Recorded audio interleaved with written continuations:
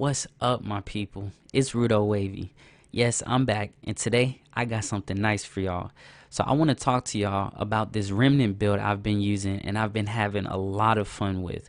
It's a crit build, but it also incorporates bleed damage. This build is strong enough to be used on Nightmare and Apocalypse. You don't need to have maxed out traits for this because the way I have it set up, you're going to get a lot of benefits from your equipment. It's also very versatile because you can swap around a lot of the items and it'll still perform just as good. Now let's get into the build breakdown. So for your primary weapon, you want to use a weapon that has sustained damage. Anything like the assault rifle, the beam rifle, or the alternator will be good. I chose to go with the assault rifle because of preference, but also because it has a free mod slot which comes in handy. You get the assault rifle from a dungeon on Earth called Supply Run. You'll find a key called Monkey Key in a random spot, and at the end of the dungeon, you'll find a door that you use that key to open. We're going to be putting the Fan of Knives into this mod slot. This is where our bleed damage is going to come from, which is very vital to the build. You get this mod from beating TN the Assassin in the new DLC area Reasm.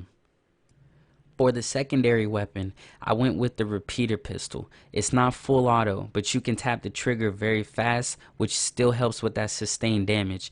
In this mod slot, I'm using the Cold Spear. You can grab this one from defeating Urfor the Jackal on Reasm. The reason I'm going with this one is because when an enemy is frozen, it actually buffs your crit damage. But not only is it great for that, it slows enemies down, allowing you to put out more damage safely. You can use any melee weapon of your choice, so let's get right into the armor.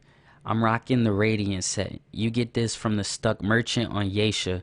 This armor combined with these weapons allows us to increase our crit uptime a lot. It's by far one of the strongest sets in the game. Now let's talk about the amulets and rings. For the amulet, I went with the Polished Whetstone. Now this one can be picked up as a random drop in Reasm, and it is just crazy.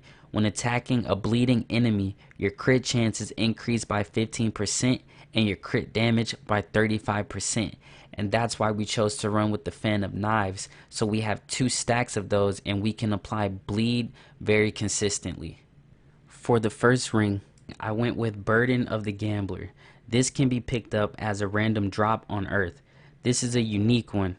It disables weak spot damage, but it increases our crit chance by 15% and our crit damage by 25%.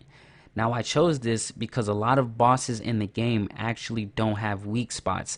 This is my go-to for that reason, and it does its job.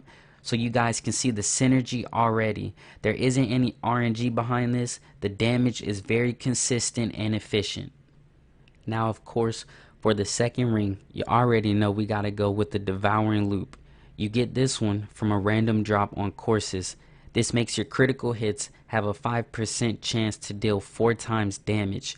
Considering that we have such high crit chance and damage, you have a higher chance of proccing those 4 times hits. This works very well as an add-on for additional damage. Alright, so that's the build, guys. I'm really enjoying the mechanics of it. It just looks dope to me how I throw the Cold Spear and then chunk the knives and just drain health. I can't explain it, it's just satisfying to see. Like I said, it's very versatile. There's a lot of room to change certain aspects around and still dish out some crazy damage. So you guys try it out if you haven't already. Experiment with different things and add your own style to it.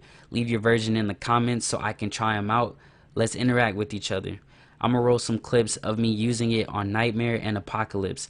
I hope you guys enjoyed the video. Stay chillin', stay wavy, and I'll see y'all later.